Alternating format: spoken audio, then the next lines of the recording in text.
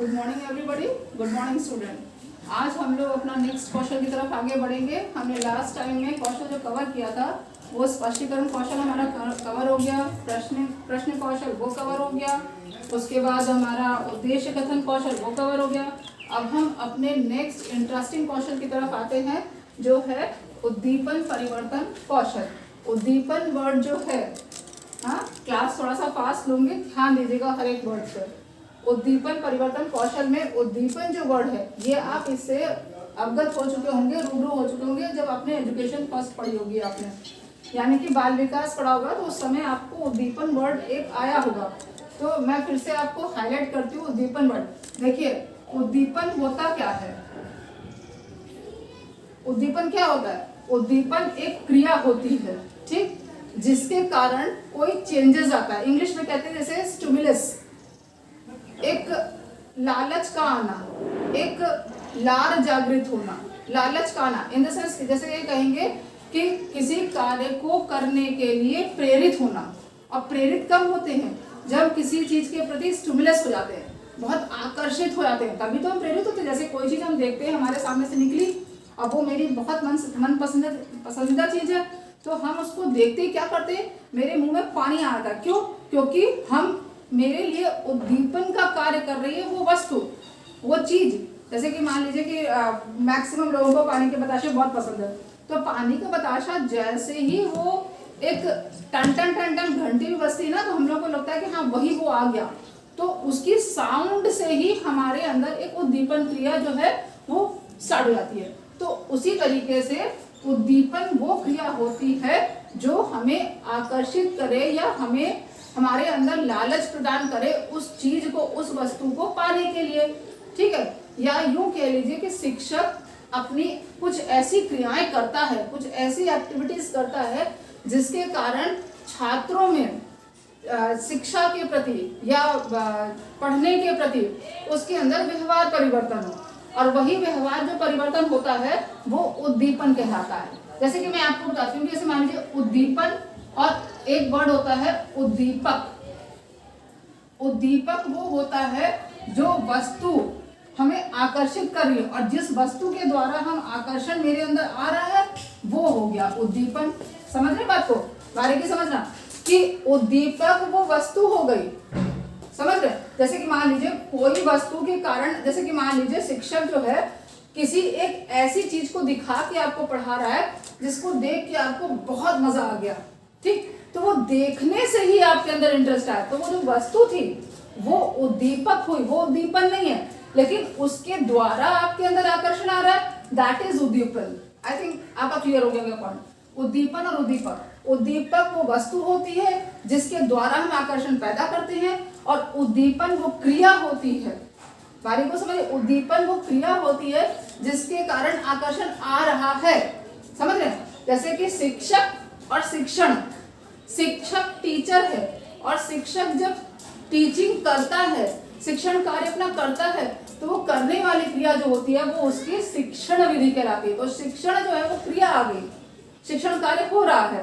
अध्यापन, ठीक है ना, जैसे कहते हैं अध्यापन, अध्यापन हो रहा है, और कौन कर रहा है? अध्यापक। तो अध्यापक जो हो वो वस्तु हो गई, वो चीज हो गया।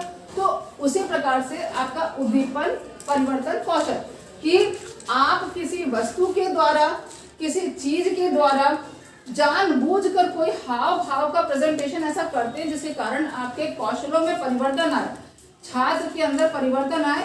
अब ये जानबूझ के कहेंगे कि हम सोचते हैं कि हमारी टीचिंग अट्रैक्टिव बने, अच्छी बने, और भी बच्चा हम पर आकर्षण का केंद्र हम बने, तो हम उसके लिए क्या करते हैं, हम कुछ ना कुछ जानबूझ के अपनी टीचिंग में नई चीजों को लाते हैं और उन चीजों के द्वारा शिक्षण कार्य को आगे बढ़ाते हैं।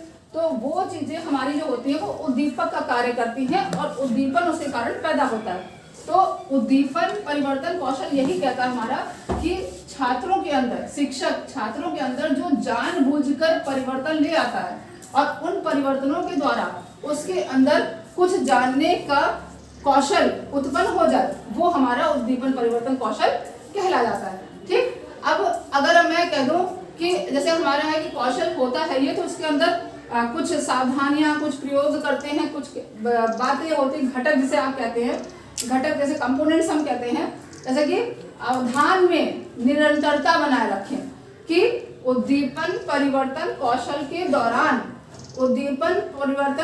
के दौरान छात्रों में अवधान को केंद्रित करना। जैसे मैं कहती हूँ, शॉर्ट में लिख देती हूँ आपको, छात्रों में अवधान को केंद्रित करना। ठीक, छात्रों में अवधान को केंद्रित करना, कहने का मतलब आ रहा है उद्दीपन परिवर्तन कौशल में छात्रों में अवधान को केंद्रित करना। अब ये वर्ड जो अवधान आया है, इसका मीनिंग क्या है? देखिए, साइकोलॉजी में, पेडागोजी में आपके कुछ ऐसे शब्द होते हैं जिनको लिखकर हम अपना शिक्षण कार्य थोड़ा सा एट्रैक्टिव बनाते हैं, ठीक है, और जिज्ञासु बनाते हैं। जिज्ञासु बनाने का मतलब ये होता है कि हम कुछ शब्द ऐसे लिख दें जिसको जानने की रुचि छात्र के अंदर आए अपने आप। तो अवधान मतलब, देखिए मैं सिंपल कर रही हूँ इसको, ध्यान। आई थिंक यू अंडरस्टैंड कि ध्यान मतलब, अब मैं इसको और बांटू तो इसका मतलब होता है मनोयोग, कि मन को जो जानने के लिए योग, जैसे नहीं हम योग करते हैं, किस लिए करते हैं? योगाभ्यास हम करते हैं मन के इंद्रियों को, अपने शरीर की इंद्रियों को जागृत करने के लिए, ऊर्जावान करने के लिए।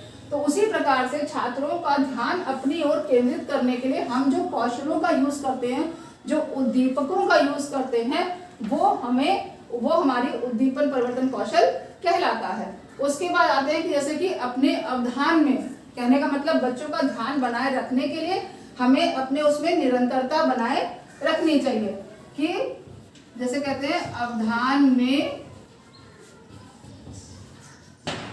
निरंतरता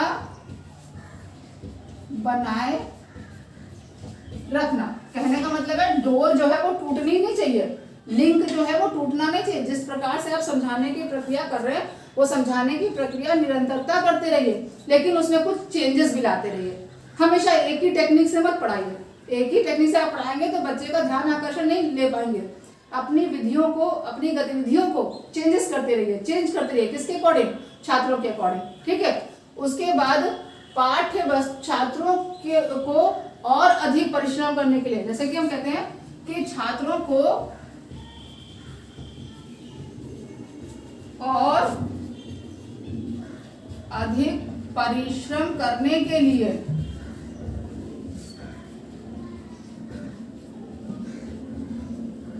प्रेरित करना। राइटिंग पे मत जाइएगा, मैं फिर से कह रही हूँ, आपको फास्ट लिख रही हूँ, ठीक है। छात्रों को और अधिक परिश्रम करने के लिए प्रेरित करना। छात्रों को और अधिक परिश्रम करने के लिए प्रेरित आप कब करेंगे?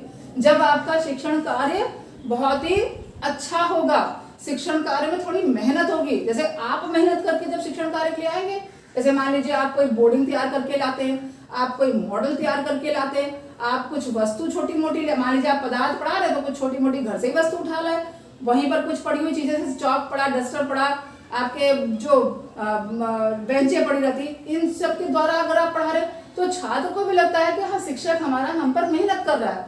तो जब मेहनत करता है तो उसको भी परिश्रम करने के लिए आप प्रोत्साहित तभी तो करेंगे जब आप स्वयं परिश्रम करेंगे बच्चे पर, और छात्र देखी हुई चीजों को जल्दी ग्रहण करता है, ठीक है। चौथा पॉइंट हमारा आता है कि पाठ्य वस्तु के सकारात्मक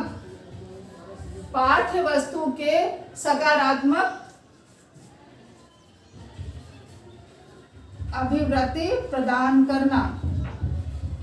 इसका मतलब होता है कि पाठ्य वस्तु में जो जो चीजें हैं उनकी पॉजिटिविटी को उत्पन्न करना बच्चे के अंदर, कि बच्चे के अंदर ये ना आने पाए कि जो भी पाठ्य पुस्तक में लिखा है सब गलत है, सब ऐसे ही है, ऊपर से गप्पे ठोकी गई है और कुछ नहीं है। नहीं, पाठ्य वस्तु में जो लिखित वस्तुएं हैं, जो लिखा हुआ लेख है, उसको उसके विचारों में लाइए, उसके अंदर भावनाएं उस प्रकार की शामिल करिए जो पाठ्य वस्तु दी, तभी तो उसके द्वारा उसके अंदर सकारात्मक विकास आएगा कि हाँ जो पाठ में दिया है, जो पुस्तकों में दिया है वो सत्य दिया है, सच दिया है, ठीक।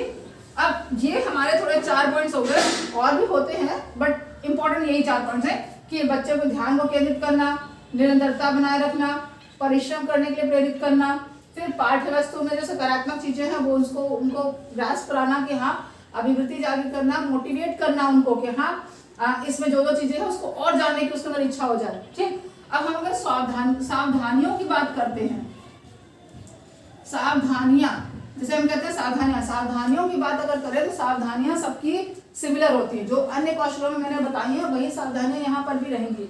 कि जैसे हम कहते हैं कि शरीर का संचालन, ठीक, मैं आई थिंक लिखवा चुकी हूँ आप लोगों को, शरीर का संचालन। शरीर का संचालन से मतलब होता है कि हमें अपना शरीर का संचालन यानी कि अध्यापक को बदलते रहना चाहिए। एक ही जगह खड़े होके ऐसे नहीं पढ़ाना चाहिए। कभी छात्रों के करीब जाइए, कभी छात्रों पर हाथ फेरिए सर पर, ठीक है, उनको प्यार से बताइए, कभी बीच बीच में प्रश्न पूछते रहिए, ब्लैक बोर्ड का यूज करते रहिए।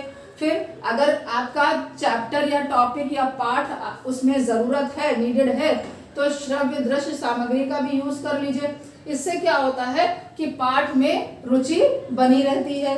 और ये एक चीज ऐसी है जो अधिगम की तरफ बच्चे को केंद्रित भी करती है, ध्यान केंद्रित करती है लर्निंग की तरफ। अगर आप अपने मतलब शिक्षण क्रिया में कुछ बदलाव लाते रहते हैं बारंबार, तो उससे क्या होता है, बच्चे को लगता है कि हाँ कल पता नहीं हमारे गुरुजी किस विधि से पढ़ाएंगे, आज तो बड़ी मजा आई। और आप अपनी क्लास को जब छोड़ते हैं उसके पहले भी बोलते हैं कि कल हम कुछ और नए मनोरंजक ढंग से पढ़ाएंगे। क्यों? क्योंकि आपका जो शिक्षण कार्य है वो छोटी क्लास की, छोटे कक्षाओं के छात्रों के लिए ही प्रिपरेशन है इस चीज की। तो छोटे छात्र जो होते हैं ज्यादातर किताबों से पढ़ना बहुत उनको बोरिंग लगता है। तो उनको विधि कौन सी पसंद है? उनको विधि ज्यादातर गतिविधि द्वारा पढ़ाना ही पसंद है। और हर पाठ आप गतिविधि के द्वारा नहीं पढ़ा सकते हैं। तो अन्य पाठों को जो गतिविधि द्वारा नहीं पढ़ाए जा सकते या आउटर फील्ड में नहीं पढ़ाए जा सकते हैं, जहां पर बोर्ड की सहायता आपको लेनी पड़ती है, तो वहां पर आपको क्या करना होगा? वहां पर आपको कुछ रुचिकर पॉइंट्स को, श्रव्य सामग्रियों को प्रस्तुत करके उस पाठ को रोचक बनाना होगा। अगर किसी की जीवनी है तो जीवनी की आपने जो किताबों में दी है वही जीवनी बता दो, ऐसा नहीं।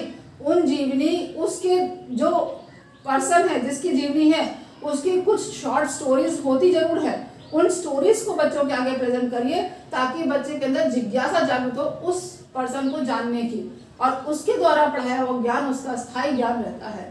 तो मैं फिर से रिकॉल करती हूँ पूरा चैप्टर आपको कि उद्दीपन परिवर्तन कौशल क्या होता है। उद्दीपन परिवर्तन कौशल ये होता है कि छात्रों का ध्यान आकर्षित करना एवं पाठ पर केंद्रित करने हेतु शिक्षक के द्वारा लाया हुआ, जानबूझकर लाया हुआ जो परिवर्तन होता है वो उद्दीपन परिवर्तन कहलाता है।